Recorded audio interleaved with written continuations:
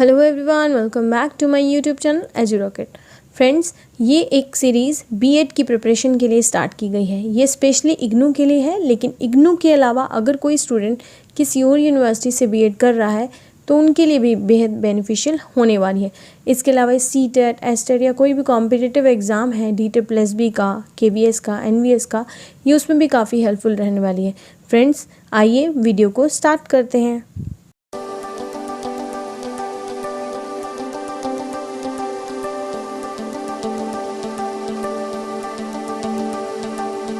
Unit 2 aspirations of Indian society. तो देखिए इसमें हम क्या क्या देखेंगे। इंट्रोडक्शन, ऑब्जेक्टिव, मेजर एरिया क्या है एस्पिरेशन के, nationalism, social order, social justice और यूनिवर्सलिज्म।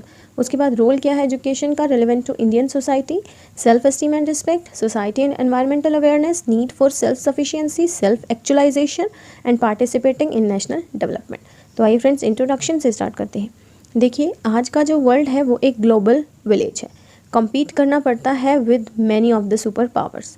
तो ट्रेमेंडस अचीवमेंट जो है हमने अलग अलग एरिया में अचीव की हैं, जैसे education, science and technology, agriculture, communication, trade and commerce. लेकिन फिर भी हमें अब भी बहुत ज़रूरत है और आगे बढ़ने की।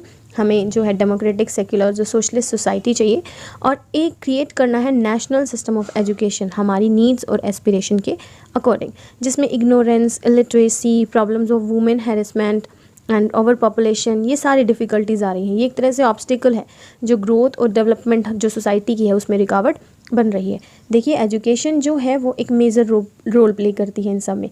ये बाइंड करती है पीपल को, यूनिटी डेवलप करती है, सोशल ऑर्डर और जस्टिस को हेल्प करती है मेंटेन करने में, सेल्फ सफिशिएंट सोसाइटी इस्टेब्लिश करना जहाँ पे हर किसी को रिस्पेक्ट की जाए और उनके जो वर्ड्स हैं, उनकी जो ग्रोथ है, उन सब को अप्रिशिएट किया जाए, जहाँ पे हर कोई डेडिकेटेड हो to participate in the interest of national development. तो इस यूनिट में हम ये सारे जो इश्यूज़ हैं, ये सारी जो बातें हैं, ये डीपली पढ़ने वाले हैं और देखेंगे कि रोल ऑफ एजुकेशन कैसे हेल्पफुल है यहाँ पर। तो आइए अब देखते हैं मेजर एरिया क्या है एस्पिरेशन के। तो सबसे पहले नेशनलिज्म। नेशनलिज्म मतलब राष्ट्रवाद की भावना, हमारे इमोशन जो हमारी कंट्री के लिए हैं।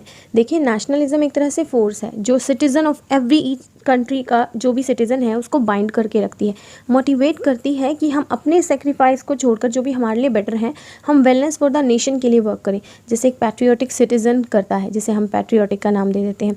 तो स्पिरिट जो नेशनलिज्म का होता है वो इंडिविजुअल को ये बताता है कि नेशन से ऊपर कुछ भी नहीं है। तो इंडिविजुअल सिटीज़न रिजॉल्व करके अपने जो पर्सनल इश्यूज़ होते हैं एक स्ट्रॉन्ग टाइड अप, मतलब एक बॉन्ड बना लेते हैं और एक ही कॉमन गोल को अचीव करने में लग जाते हैं, जो क्या होता है नेशन को सर्व करना, उसको सेफ्टी रखना और जो भी एक्सटर्नल डेंजर्स वहाँ पे आने वाले हैं या आ रहे हैं उससे उनको सेफ गार्ड करना। तो एजुकेशन क्या है फॉर नेशनलिज्म। देखिए, एजुकेशन क्या करती है, सबसे पहले सोशलाइज करती है इंडिविजुअल को, सोसाइटी में रहना सिखाती है। नेशनलिज्म एक उसी का राष्ट्रवाद तभी आएगा ना जब हमें पहले तो सोसाइटी में हम बेटर कर पाएंगे, बाइंड करना सिखाती है, बॉन्ड ऑफ यूनिटी जनरेट करवाती है। एजुकेशन जो है नेशनल यूनिटी वाली फीलिंग इम्पार्ट करती है हमें, इनकलकेट करती है सोशल सर्विस वाले स्पिरिट को, नेशनल को रिकन्स्ट्रक्शन में हेल्प करती है, उसकी प्रोग्रेस में हेल्प करती है, डेवलप करने में हेल्प करती है। देखिए, ये तभी पॉसिबल है जब हर एक citizen different races, classes, social group, states, provinces, इन सब से मतलब दूर हटकर एक फीलिंग ऑफ लव अपने नेशन की तरफ जनरेट करेगा और एक साथ मिलकर नेशनल की प्रोग्रेस जो है उसके लिए काम करेंगे। तो जिससे क्या होगा, ये एक नेशनल प्रोग्रेस है और हम काफ़ी सारी जो सोशल एविल्स हैं, जो डिफ्रेंशिएशन है, डिस्क्रिमिनेशन है, उसको रिमूव कर सकते हैं। हमें एक दूसरे के साथ लड़ने की बजाय issue of language, caste, creed, colour, ये सब हमें रिमूव करने चाहिए। तो ये छोटे छोटे इश्यूज़ हैं जो ऑब्स्टेकल बन रहे हैं, जैसे सेवरल रिलीजन्स हो गए, डिफरेंट कम्युनिटीज़ हो गई, वेरियस पॉलिटिकल पार्टीज़ हो गई, रीजनल स्टेट्स हो गए, सेवरल लैंग्वेजेस हो गई, इकोनॉमिक डिस्पैरिटीज़ हो गई, सोशल इनइक्वालिटीज़ हो गई, लैक ऑफ वर्दी लीडरशिप हो गया, लैक ऑफ एप्रोप्रिएट एजुकेशन हो गया। तो इन सब को रिमूव करना चाहिए और टीचर को देखिए बच्चों में नेशनलिज्म, जो नेशनलिस्टिक स्पिरिट होता है वो डेवलप करना चाहिए। करिकुलम में भी नेशनल से रिलेटेड बहुत सारी चीज़ें इंकलकेट करनी चाहिए। अपने टीचिंग मेथड को भी बहुत अच्छा रखना चाहिए और फीलिंग ऑफ मतलब कोहेसिवनेस, यानी एक टुगेदरनेस वाली फीलिंग जो है वो नेशन के लिए जनरेट करनी चाहिए। उसके बाद सोशल ऑर्डर। देखिए, जो ऐसा ऑर्डर जहाँ पे अरेंजमेंट होती है एंड डिसिप्लिन होता है, अकॉर्डिंग टू विच सोसाइटी जो है फंक्शन करती है, उसे हम सोशल ऑर्डर बोलते हैं। सोशल ऑर्डर कुछ नहीं है, सिर्फ एक अरेंजमेंट है of the society, proper social interaction और सोशल रिलेशनशिप जिसमें बिल्ड किए जाते हैं। सोशल ऑर्डर का मतलब क्या है, traditions, process, material, cooperation, control, freedom, ये सब प्रोवाइड करना।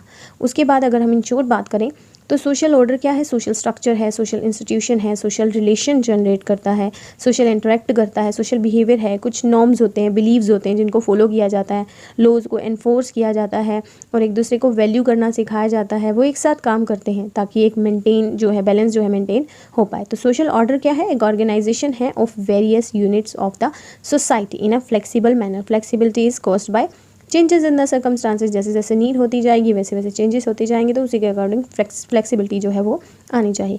नेक्स्ट देखिए इसका क्या है? Types of social order. तो पहला है family and kinship. Family and kinship क्या है? देखिए फैमिली जो है वो पोटेंशियल टीचर है of the good society. Family जो है वो हाई रिगार्ड या हाई प्लेस होती है in the development of the child. Family ही है जो बच्चे को रिस्पॉन्सिबिलिटी लेना, एक अंडरस्टैंडिंग जनरेट करना among childrens about their culture, ये सब सिखाती है। तो इसकी इम्पॉर्टेंस सबको पता है फैमिली की। लेकिन आजकल क्या हो रहा है, इस फैमिली की जो वैल्यू है वो कम होती जा रही है, वो डिग्रेड होती जा रही है। क्यों? क्योंकि डाइवोर्स के रेट इतने बढ़ चुके हैं, एक्स्ट्रा मैरिटल अफेयर जनरेट हो रहे हैं, लिव इन रिलेशनशिप हो रहा है, सिंगल पेरेंट चाइल्ड, तो काफ़ी सारे जो फेनोमेनन हैं जिससे उनकी आइडेंटिटी लूज़ होती जा रही है कहीं ना कहीं। लैक ऑफ सोशो इकोनॉमिकल या सोशो इमोशनल जो है इंटीग्रेशन वो डेवलप होता जा रहा है, जिससे बच्चों की डेवलपमेंट पे बहुत फ़र्क पड़ता है। तो aspiration of Indian society should be to preserve and reinforce the Indian family ideals and value. तो हमें कोशिश करनी चाहिए कि हम इसको लॉस ना होने दें, which has always been an inspiration to the world social order. Next जो है वो है इकोनॉमिक ऑर्डर। देखिए सोशल ऑर्डर जो है वो रिटेन करता है अपनी इंटीग्रिटी, वाइटलिटी, अगर उसको क्रिएट करे रिसोर्सेज को जो उनकी जो मीट करे वेरियस डिमांड्स ऑफ द इस पॉपुलेशन। जो भी पॉपुलेशन है अगर उनकी वेरियस डिमांड्स हैं, अगर उसको फुलफिल कर रहा है तो वहाँ पे एक इंटीग्रिटी वाइटलिटी जनरेट हो जाती है। ये रिसोर्सेज क्या हो सकते हैं? Basic needs, food, clothing, shelter, और क्वालिटेटिव नीड्स जैसे एजुकेशन है, वेल्थ है, प्रॉपर्टी है। तो ये जो मैनर्स है रिसोर्स डिस्ट्रीब्यूशन का सोसाइटी में, इसे ही हम इकोनॉमिक ऑर्डर बोलते हैं।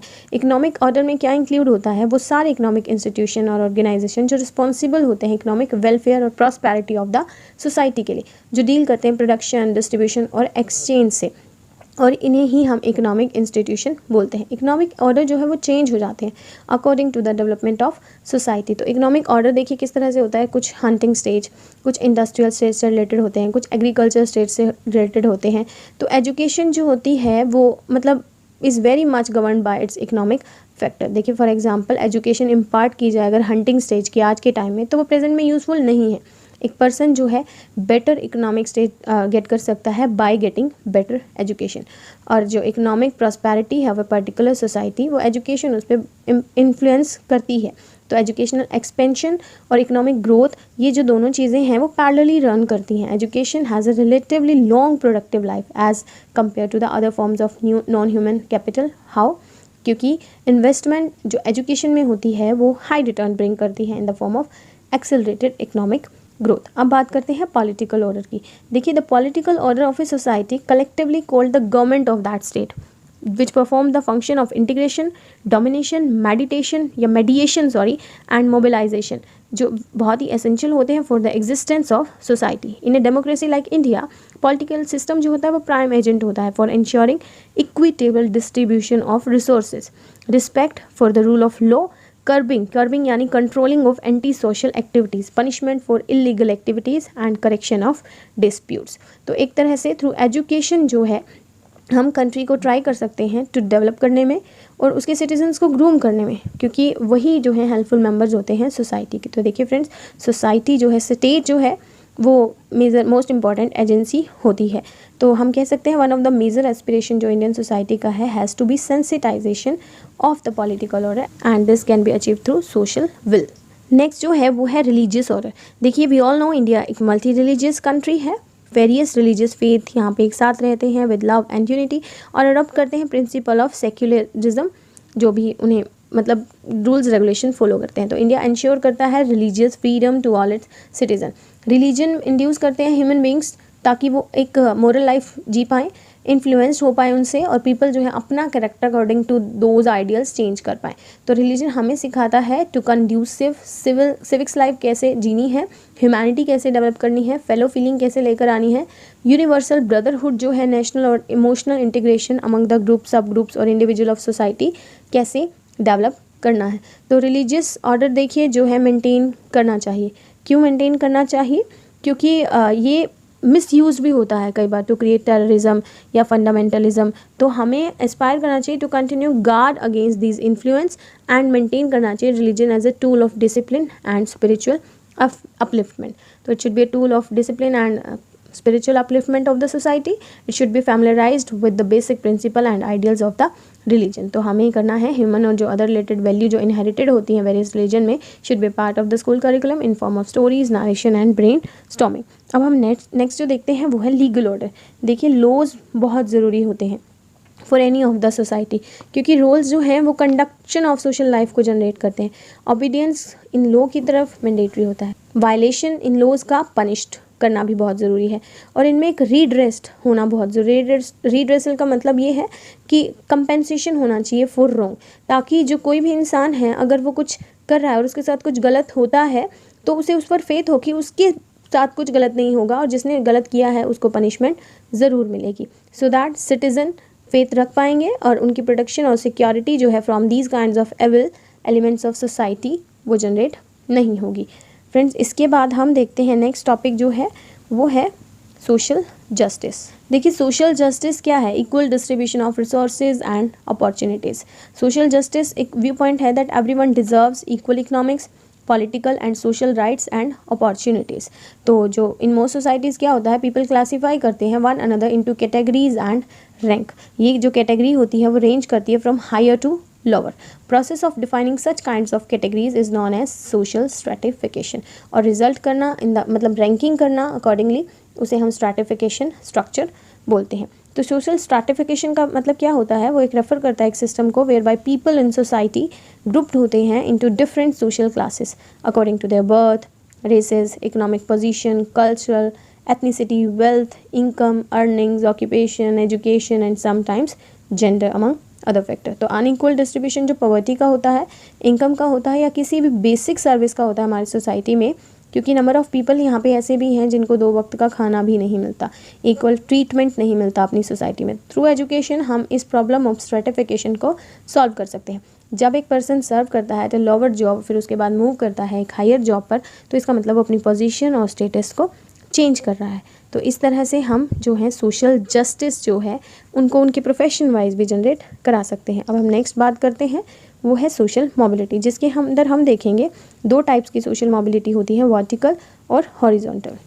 फ्रेंड्स बचपन से अब तक हमने काफ़ी सारे चेंजेस देखे हैं अपनी सोसाइटी में, वो इन टर्म्स ऑफ ऑक्यूपेशन भी, चाहे स्टैंडर्ड हो, जॉब प्रोफाइल हो, वर्क हो, नेचर हो या कोई भी कन्वर्सेटिज्म हो टू ओपन माइंडेडनेस में जाकर, या फिर एक्सेप्टेंस हो ऑफ मैनी सोशल डीलिंग्स या हैपनिंग की। तो जब भी ये सोशली जो एक चेंज हम देखते हैं इसे हम मोबिलिटी बोलते हैं। इन जनरल टर्म्स अगर मैं मोबिलिटी की बात करूँ तो ये शिफ्ट, चेंज और मूवमेंट है, लेकिन अगर इसमें सोशल लगा दूँ तो एक तरह से पोजीशन स्टेटस में चेंज आना is known as social mobility. एक बार्बर थे जिनका नेम था बार्बर, राइटर थे, उन्होंने देखिए क्या लिखा है, सोशल मोबिलिटी जो है रेफर करती है टू मूवमेंट इधर अपवर्ड और डाउनवर्ड बिटवीन हायर और लोअर सोशल क्लासेस। तो काफ़ी टाइप की मोबिलिटी होती है, vertical mobility, horizontal, upward, downward, intergenerational या ऑक्यूपेशनल। तो देखिए सबसे पहले हम यहाँ पे देखते हैं हॉरिजॉन्टल। हॉरिजॉन्टल मोबिलिटी होती है जहाँ पे एक ऑक्यूपेशन तो पर्सन चेंज करता है लेकिन उसका जो ओवरऑल सोशल स्टैंडर्ड होता है वो वही रहता है। मतलब जब सेम लेवल पर कुछ चेंजेस होते हैं, सपोज़ एक कॉलेज में आप लेक्चरर हैं और अब दूसरे कॉलेज में लेक्चरर जाकर लग रहे हैं, तो यहाँ पे आपका सोशली अपग्रेडेशन नहीं हुआ है, बस आपने अपने ऑक्यूपेशन को चेंज किया। It is known as horizontal mobility, जहाँ पे सेम लेवल में चेंजेस हो।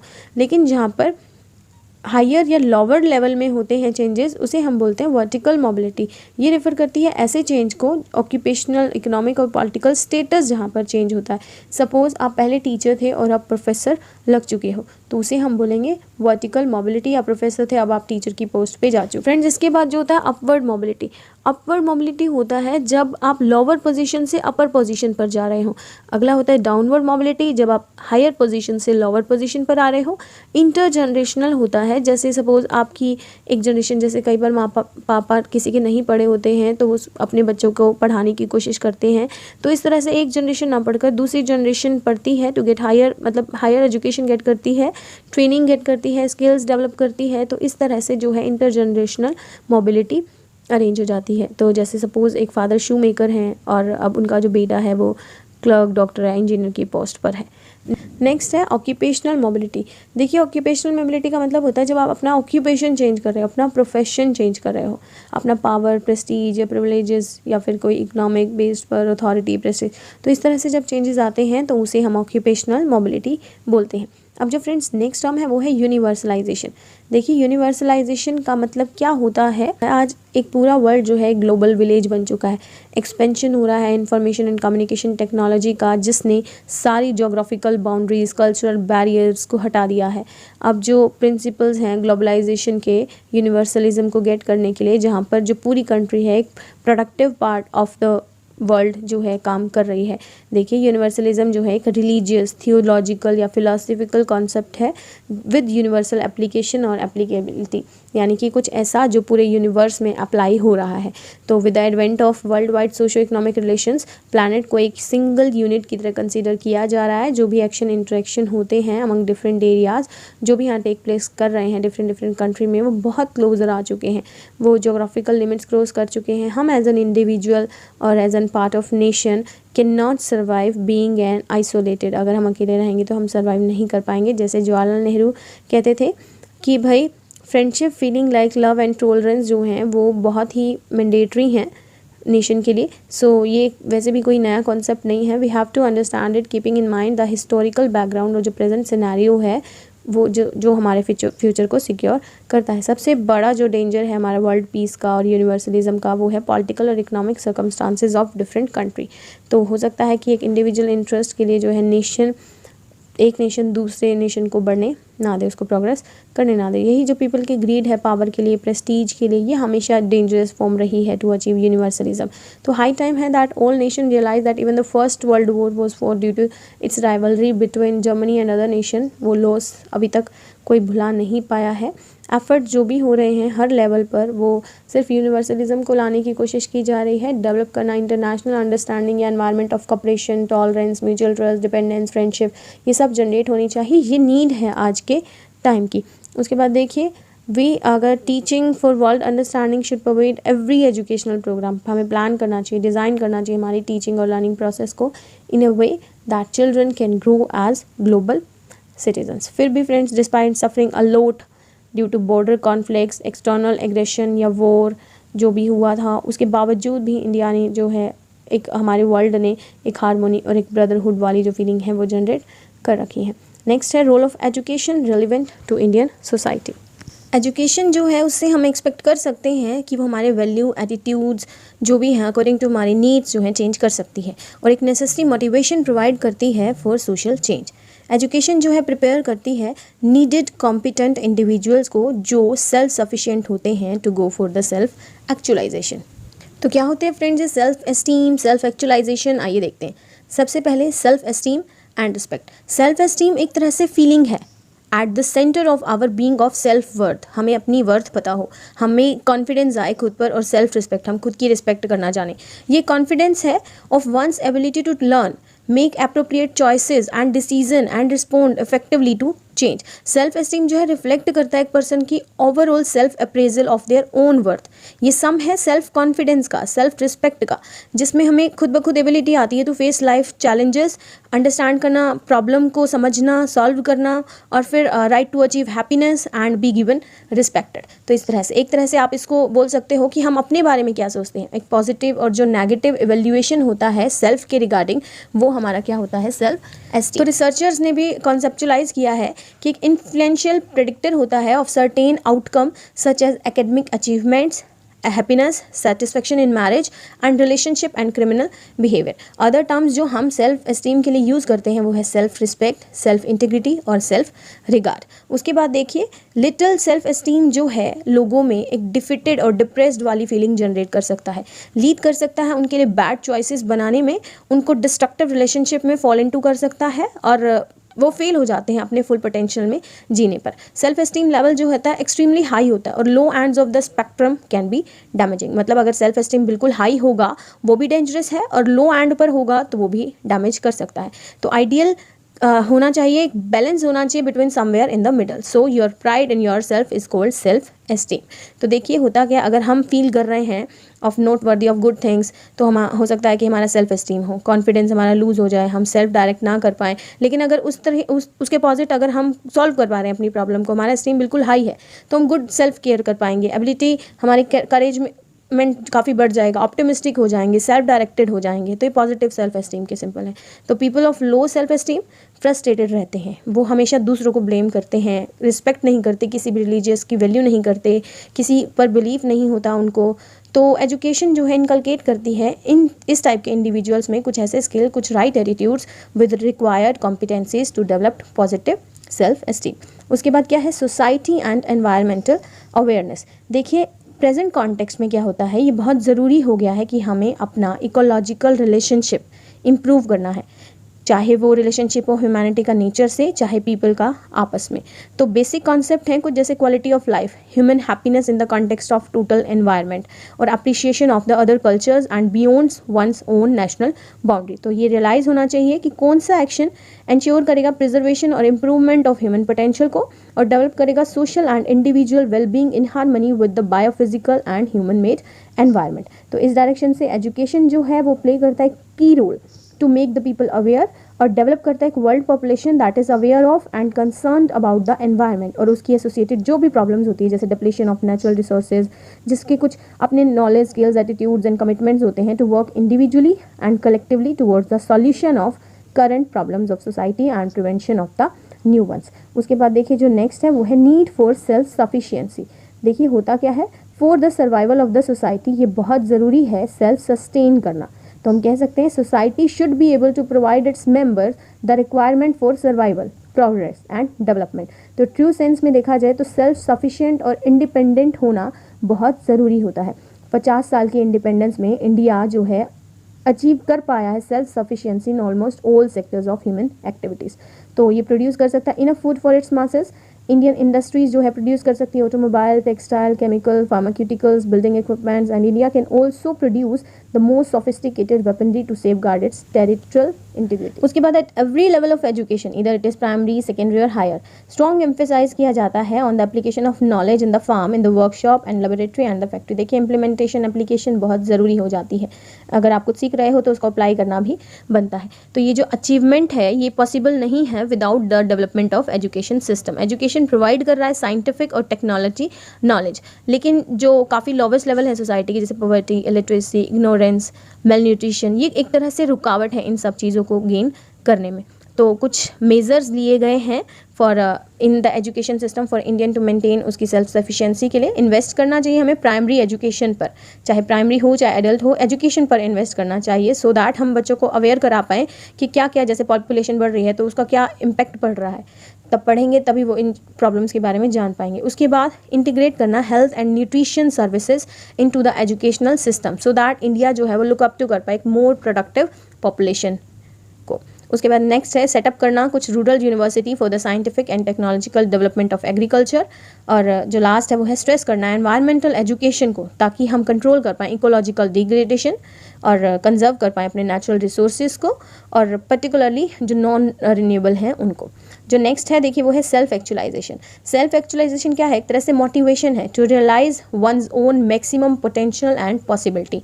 ये कंसीडर किया जाता है to be the master motive और the only real motive, all other motives being its various form. जैसे कि अब्राहम मैस्लो के द्वारा भी दिया गया है कि जो है बायोलॉजिकल नीड्स जो हैं एक इंसान की पहले फुलफिल करनी चाहिए. उन्होंने एक theory of self actualization generate की है with a positive approach towards motivation and growth. उन्होंने ह्यूमन नीड्स को 2 डिविजन्स में डिवाइड किया, एक डेफिशिएंट नीड और एक ग्रोथ नीड्स.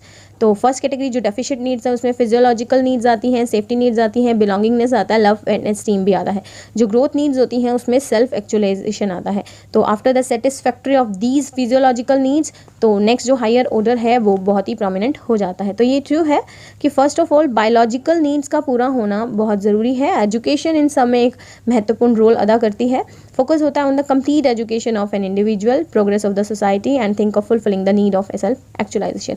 तो स्कूल को इंश्योर करना चाहिए कि रिलेशनशिप जो है सिर्फ वेल्थ पर, सोशल स्टेटस पर या मटीरियल पोजीशन पर नहीं होते हैं, कुछ हायर ऑर्डर जो एटर्नल वैल्यूज़ होती हैं like honesty, sincerity, tolerance, cooperation, respect of nation और भी बहुत कुछ जो बच्चों में इनकलकेट करना चाहिए और उनको डेवलप करना चाहिए as a committed and dedicated citizens. और फॉर सेल्फ एक्चुअलाइजेशन हर किसी को कॉन्जेनाइल एनवायरनमेंट क्रिएट करना चाहिए ताकि उनको equal opportunity for the growth and for the individual and the society as well के लिए वो जनरेट कर पाए। जो लास्ट है फ्रेंड्स वो है पार्टिसिपेट करना इन नेशनल डेवलपमेंट। देखिए कुछ एम्स होते हैं जिसके हिसाब से पार्टिसिपेट करना चाहिए फॉर द नेशनल डेवलपमेंट। सबसे पहले एक healthy change in outlook.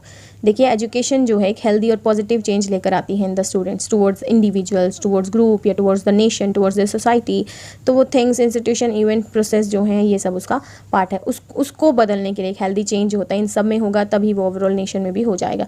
Next है डेवलपमेंट होती है ऑफ ह्यूमन रिसोर्सेज। एजुकेशन देखिए must focused on providing skilled and efficient persons in the field of economic, industrial, technological and social sphere।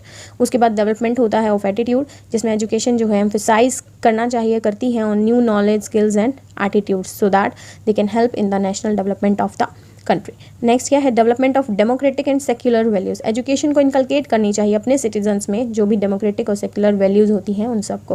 National consciousness, education को provide करना चाहिए ideological articulation, promotion of national consciousness ताकि वो help कर पाए लोगों को उनकी नीड्स और प्रॉब्लम जो भी हैं सॉल्व आउट करने में इन द नेशनल पर्सपेक्टिव्स। उसके बाद क्या है इंक्रीज करती है physical quality of life index. Education must focused on biological wellbeing of mankind and ratio of intellectual labour values to total labour generated in a society. उसके बाद social and national integrate करती है, economically progress करती है, emphasise करती है on economic wellbeing of individual and nation, synthesise करती है scientific, spiritual and cultural values, peace और इंटरनेशनल अंडरस्टैंडिंग के लिए वर्क करती है, उसमें इंकलकेट करती है कुछ इस टाइप की feelings, prevention of environmental degradation.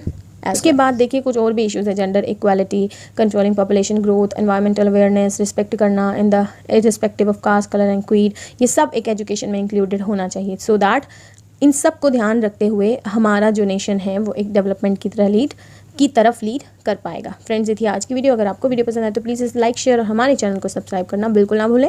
मिलते हैं नेक्स्ट वीडियो में। Till then bye bye and take care.